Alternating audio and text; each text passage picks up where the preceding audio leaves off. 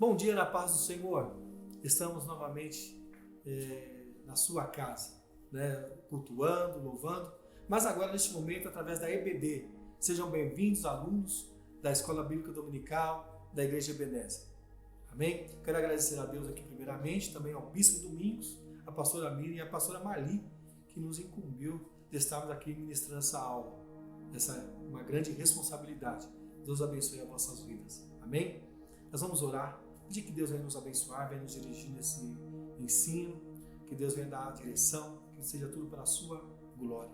Pai, nós te agradecemos por este momento, por esse dia, que o Senhor venha nos dirigir nesta aula, venha nos abençoar, venha nos dar a sua graça, que tudo seja para louvor e honra do teu nome. Que a tua palavra venha entrar como uma espada, que venha penetrar no fundo da nossa alma, fazendo nós entendermos a sua vontade. Nesta manhã, a tua palavra venha ser como fogo, como martelo em nossos corações. Eu te peço em nome de Jesus. Amém. Nós vamos estudar a palavra de Deus, resumidamente, são 30 minutos aqui de aula, e um tema pertinente aos dias de hoje, sobre a Igreja do Senhor. A segunda maior instituição que Deus estabeleceu na terra. Primeiro a família e agora a Igreja do Senhor. Eu quero falar para você que a igreja ela é importante, a igreja ela faz parte da sociedade, a igreja ela faz parte das nossas vidas. E esse assunto nos leva a pensar: é preciso ir à igreja? Aonde congregar? Sim ou não? Ficar em casa? Cultuar em casa? Cultuar ao Senhor no templo ou em casa? O que é melhor? É lógico que as duas coisas são boas. Cultuar o Senhor no templo e cultuar o Senhor em casa. O culto doméstico. Mas a minha proposta, a nossa proposta hoje, nesta manhã, é falar para você que a casa de oração, a casa de Deus, a igreja como templo, ela é muito importante em nossas vidas. E a gente vai estudar isso de maneira resumida, mas bem fácil para o nosso entendimento. Primeiro, a igreja ela tem dois aspectos. Ela é uma organização e ela é um organismo vivo. Como organização, a igreja ela é local, ela é visível. Como organismo, ela é o corpo de Cristo, a noiva do Cordeiro, e ela é invisível. A igreja universal de todos os santos, aqueles que foram lavados e redimidos pelo sangue de Jesus. Vamos discutir esse assunto resumidamente a partir de agora. A palavra igreja, ela vem do grego eclésia, chamados para fora. É um termo que aparece 115 vezes no Novo Testamento. E 3 vezes ela aparece como assembleia grega e 3 vezes como congregação hebraica do Senhor. Então 3 vezes ela aparece no Novo Testamento como congregação hebraica do Senhor, 3 vezes como assembleia grega e 110 vezes como igreja cristã, que é o nosso tópico, que é aquilo que nós pretendemos falar aqui nesta manhã. 110 vezes a palavra eclésia, ela aponta como a igreja do Senhor, a igreja cristã, tanto local como também a igreja invisível. A palavra eclésia no grego, ela aparece no Novo Testamento apontando para essas duas características da igreja, a igreja local e a igreja universal. Amém? Então vamos lá. A igreja visível, ela é a igreja militante, é a igreja local, é a igreja onde tem as suas ordenanças. A igreja visível é a igreja onde foi estabelecida num lugar, com um endereço, onde tem os seus estatutos, tem a sua liderança, enfim, essa é a igreja visível. E a igreja invisível, que é a igreja triunfante, é a igreja chamada a igreja do arrebatamento, é a igreja que está aguardando o seu noivo voltar. Meu irmão, alegra-nos saber que nós fazemos parte dessas duas igrejas, amém? Mas é triste saber também que pode ser que pessoas pertençam à igreja local e não pertençam à igreja invisível, à igreja universal de todos os santos, salvos. É possível. Mas eu quero crer que eu e você estamos membrados numa igreja local, no nosso caso a nossa igreja apostólica Ebenezer, e também nosso nome escrito no rol dos membros dos céus, amém? Lá na glória, nosso nome está escrito lá. Então vamos lá.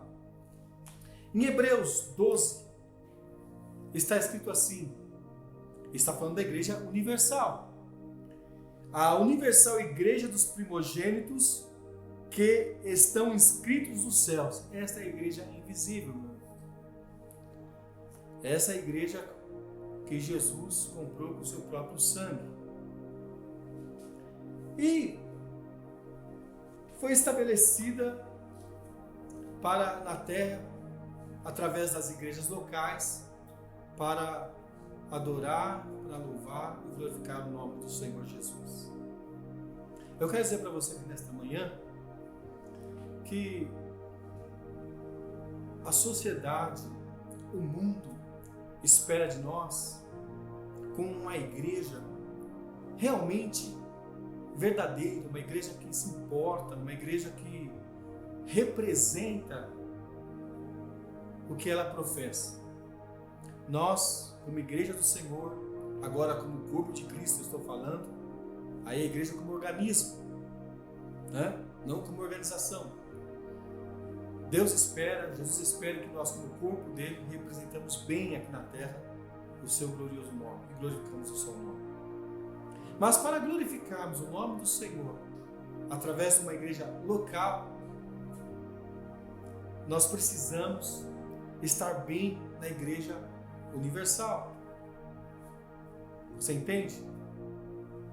Precisamos estar em comunhão com a igreja universal, a igreja de todos os santos, a igreja invisível. É um relacionamento entre nós e Deus e os nossos irmãos espalhados no mundo. E tendo comunhão com a igreja universal, automaticamente eu vou ter comunhão na igreja local. E na igreja local, ali eu milito, ali eu sirvo, ali eu presto o meu culto. Na igreja local, ali eu sou útil para o reino de Deus. Amém? Mas antes de adentrarmos mais, eu quero falar sobre o templo do Senhor, ou o templo, agora como paredes, como a igreja no seu lado físico. Então nós temos a igreja local e a igreja universal.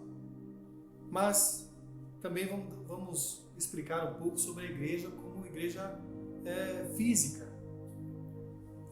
conhecido também como templo ou templos. Deus é o primeiro a estabelecer um lugar físico de adoração e sacrifício na terra. Deus, se a gente olhar lá para o Antigo Testamento, após a saída do povo de Israel do Egito, Deus chama Moisés ali é levado por Deus ao monte, e naqueles 40 dias que Moisés fica com Deus ali no monte, Deus revela a Moisés a planta de um lugar, de um templo, mas chamado lá no Antigo Testamento, chamado por Deus tabernáculo. Tabernáculo móvel. Porque aonde o povo de Israel ia, os levitas eram encarregados de levar o tabernáculo. O tabernáculo era um lugar onde se sacrificava, onde se adorava e prestava culto a Deus. Então, falando do lado físico de lugar de adoração, o tabernáculo foi o primeiro instituído por Deus. Depois, mais para frente, no decorrer dos tempos, Deus coloca no coração de Davi se sente agradecido a Deus pelas vitórias e observa que a arca do Senhor precisava de um lugar para ser guardada, ser colocada. Então Davi sonha em levantar um templo para o Senhor. Mas Deus não permite Davi levantar esse templo, e sim seu filho Salomão. Davi, como era um homem, segundo a Escritura, um homem de sangue, então Deus não permitiu que Davi reconstruísse ou construísse o templo. Então Deus falou: Davi, você não vai poder construir, mas o seu filho, a sua geração, ele poderá construir o templo para mim. E assim foi feito. Salomão levantou o templo, conhecido como o Templo de Salomão, e depois, no decorrer dos tempos, veio a invasão em Babilônia, a invasão de Babilônia através de Nabucodonosor a Jerusalém, e o Templo de Salomão é destruído. Mas depois surge o segundo templo, que é a reconstrução através quando o povo de Israel, o povo judeu, sai de Babilônia, Deus novamente pede para eles reconstruir o templo. E levanta profetas como Ageu, Zacarias, como também Malaquias, e também, sob a liderança de Zorobabel, o templo é erguido novamente. É a reconstrução do templo. Observem bem que quando Deus pede para reconstruir esse templo, o povo estava acomodado nas suas casas. Para eles era mais cômodo para eles estarem na sua casa, ajudando a sua família, enfim, e não se importando muito com o templo do Senhor. E é exatamente isso que nesses dias nós queremos falar para vocês e para mim também, que nós não podemos abandonar o templo do Senhor. Estamos nas nossas casas, acomodados lá, graças a Deus. Nosso lar não é uma prisão. Até a gente brinca, estou preso em casa, mas não. Nosso lar é um lugar, é um ambiente bom, é um ambiente feliz. O nosso lar deve ser um lugar onde também habita a presença de Deus. E sentimos bem nas nossas casas. Mas não podemos acomodar ficando só nas nossas casas. O templo do Senhor, a igreja local, ela existe e ela deve ser valorizada. Amém? Ela deve ser objeto da nossa consideração e anseio da nossa alma por estar lá. Eu falo por mim mesmo, eu estou ansioso para voltar a cultuar na igreja, a voltar a louvar a Deus na igreja. Estou muito ansioso. Mas por esse tempo nós estamos aqui nas nossas casas, também cultuando a Deus, mas não podemos esquecer do templo do Senhor. Então, aí está o segundo templo. E depois, no devido tempo, também surgiu outro templo, que é chamado Templo de Herodes. O templo de Salomão, a segunda reconstrução, ela foi também deteriorada. E quando, nos tempos dos Herodes, quando Herodes assume ali o governo em Roma, na Judéia, em Jerusalém, Herodes novamente ele amplia o templo, e o templo passa a ser um templo suntuoso, um templo grande, onde muitos judeus iriam ali adorar a Deus. Exatamente no templo de Herodes que a igreja cristã, os apóstolos, eles se encontram. É no templo, esse templo que Herodes ampliou, onde havia reuniões, onde há agora reuniões do povo de Deus do início da igreja. A igreja cristã, ela começa a se reunir nesse templo. Nós vamos ler agora Atos capítulo 2, e versículo de número 46. Você pode meditar aí. E perseverando unânimes todos os dias no templo, e partindo o pão em casa, comiam juntos com alegria e singeleza do coração. Então, como a gente está aqui no capítulo 2 de Atos dos Apóstolos, Você vê que a descida do Espírito Santo inaugura a igreja. A igreja é fundada ali, na descida do Espírito Santo. A Bíblia diz que estavam reunidos no cenáculo, não era um templo, era um cenáculo onde se alimentavam, onde era servida também a ceia do Senhor, era um cenáculo. Mas ali desceu o Espírito Santo onde os discípulos estavam. Quase 120 irmãos. Mas, no decorrer daquele envolvimento pelo poder de Deus, Pedro, ele se levanta e prega a respeito de Cristo, a respeito da salvação. E a Bíblia diz que quase 3.000 almas se converteram. Quase 3.000 almas se renderam ao arrependimento, se arrependeram-se e renderam-se a Jesus. E onde foi para esse povo? Onde estava esse povo? Que local que eles foram se reunir? Exatamente aqui. O templo de Herodes era o templo onde eles se reuniam para comungar, para cultuar a Deus, ali fazer suas orações. Os apóstolos tinham também esse hábito de ir ao templo. Na verdade, Pedro e João, no capítulo 3, diz que eles subiam a porta junto ao templo à hora da oração, a nona. Eles subiam ao templo. Então era costume deles também orarem no templo. Eles cultuavam em casa, se reuniam nas suas casas, reuniam-se. Tendo em vista, irmãos, que a igreja estava começando. E a igreja primitiva, a maioria dos seus membros eram pessoas simples, pessoas pobres. Não tinham como eles construírem templos. Não tinham condições financeiras para construir os seus templos. Então, eles reuniam nas suas casas e também iam ao templo chamado Templo de Herodes. E a igreja, como lugar físico, só veio surgir como um templo para a igreja no século 3, no ano 300 depois de Cristo. No ano 300, através do imperador Constantino, é estabelecido a religião oficial, ali como o cristianismo. Então, quando Constantino ele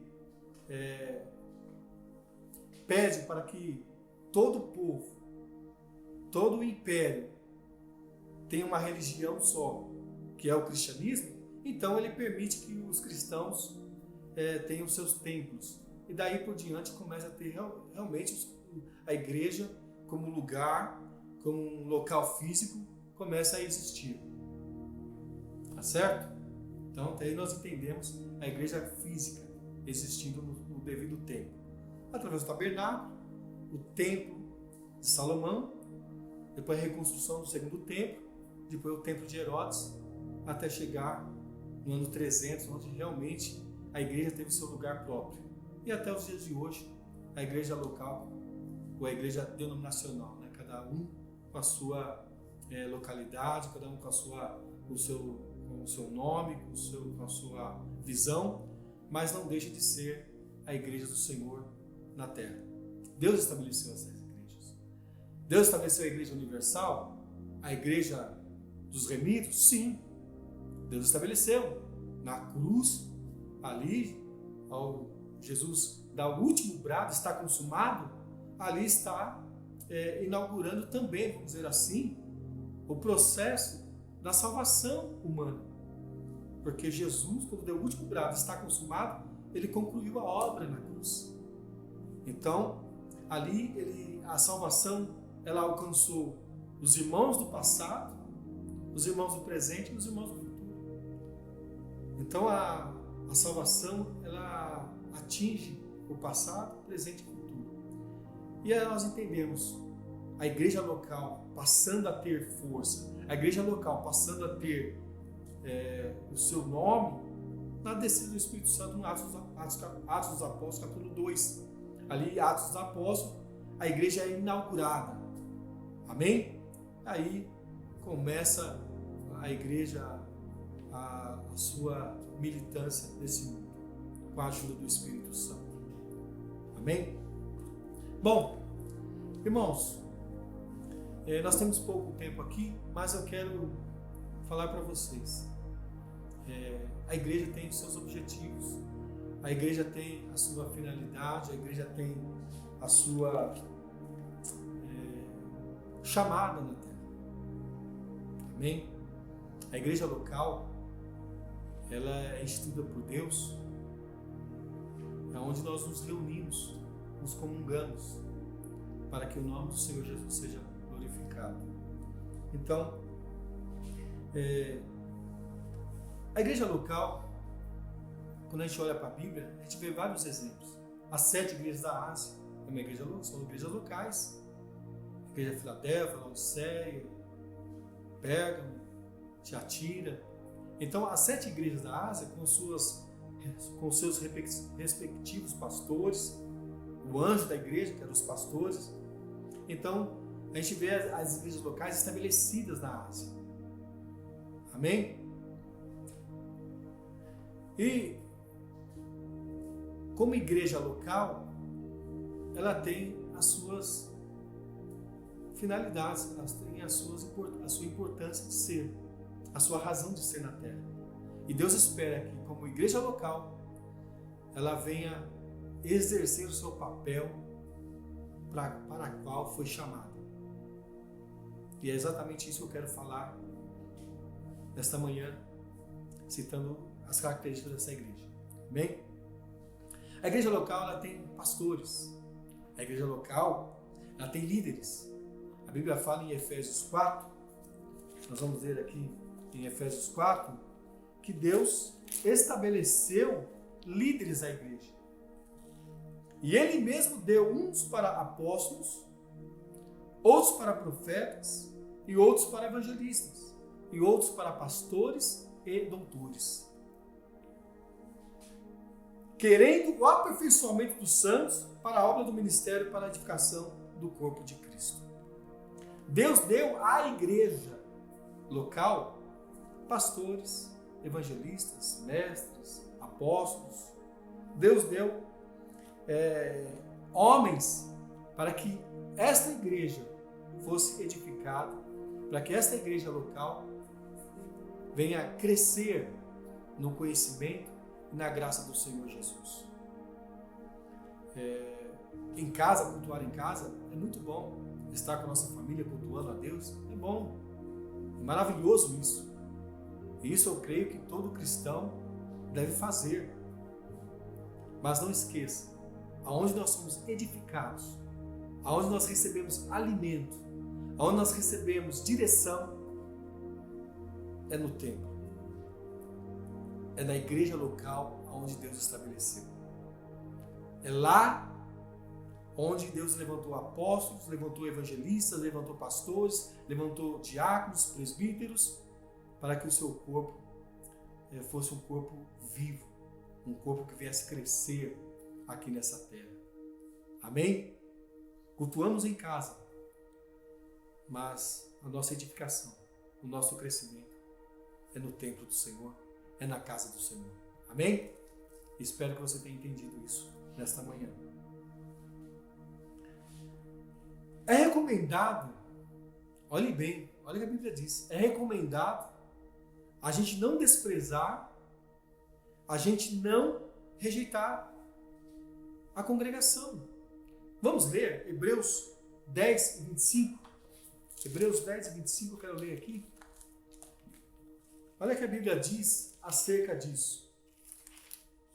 Não deixando a nossa congregação como é costume de alguns, antes admoestando uns aos outros, e tanto mais quando vedes que se vai aproximando aquele dia. A Bíblia recomenda isso, a não deixar a congregação como é costume de alguns. Quem deixa a congregação, quem abandona a congregação, a igreja local, certamente, irmão, vai enfraquecer.